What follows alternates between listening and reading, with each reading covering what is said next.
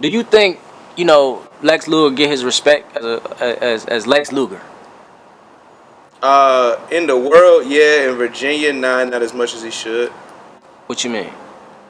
I think the world Go ahead. and in the world to a certain extent, but I think people like I think the world knows his contributions to the game. You know what I mean? They respect his contributions to the game. I think in Virginia, a lot of people take it for granted because um, it's like everybody know how hard it is to really break through the mold, really, and really change up the whole landscape of how music goes, or even just to catch a record. You see what I'm saying? But once you do it, they just act like it's just supposed to be done, and it's like, bro, you ain't did it, but he Right. did. You feel what I'm saying? So it's kind of like, I feel like the long story short, I feel like not as much as he probably should. Just in your opinion, you think Lex should have joined or been a part of 808 Mafia? Mm, Me and my producer, we argue about this type of shit. damn.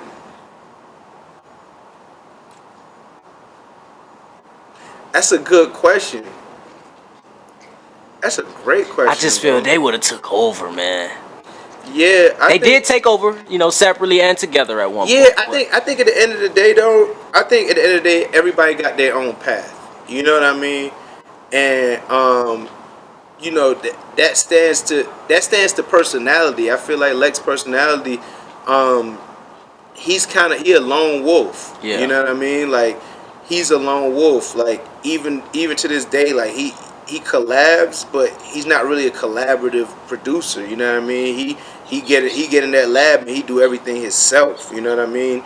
So I don't know how that mesh would have really worked for him because he's he do his shit. And you got other producers that came up in that same time period, that same class with him, that they collab more. But as you see, the collaborative producers, they were able to grow their brands even further. Like Mike Will, he's a collaborative producer, so it stretched a little further. Southside, he's a collaborative producer, Metro Boomin. But then you have TM, but you have somebody like a SonnyDigital that's in that same class where SonnyDigital is similar to Lex, that he's not really a collaborative producer. So his campaign grew, but not as crazy. I want to say this because you just mentioned that, but I remember being in high school, man, and this is about 2010. Old Twitter days. Yeah. I remember I came at SonnyDigital and I told him, I'm like, yo, SonnyDigital beats is trash now. Like this shit is whack. Like, and I was a huge fan. I was a huge fan of him, right? Yeah.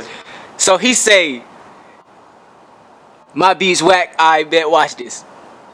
The next year he went crazy.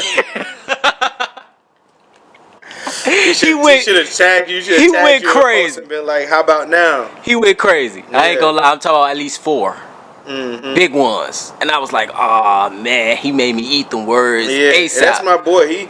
He remained humble to this day. Like I call Sonny any time of the day. He gonna answer, and he stay the same for real. So I got a lot of respect for SonnyDigital. Now just seeing 2 friends come up and then potentially keep falling out over the years, man. How did you view that as a producer? Did you view they coming up? Not that closely, cause when I started working with Lex, when he after the whole Southside run, you know what I mean? So this is when he came back to Virginia around 2014, 2015. See him and Sizzle began, they run like 2011, 2012, you know what I mean? So I wasn't really that close to really see how their relationship really was, but I mean, I don't like to see stuff like that, but it's just like it's like the inevitable in this game, and it's fucked up that it's like that. But it seemed to just happen like that. I don't know if it's the money, or if it's the ego, or if it's the pride, or if it's the people and people air, or what. But it just tend to happen the further you get along in the game, especially when you start getting successful. It's hard to come from nothing and then get successful and maintain that same relationship. That's why when people do it, I love to see it. You know what I mean? Like you'll be surprised how many people like appear to be like brotherly and next to each other and locked in. That's they relationship in real life not even like that. Like they probably don't even really talk to each other, but they just got to keep that front up. You know what I mean? So it's kind of like tough. Just a bunch of tough love right now. Yeah, you know.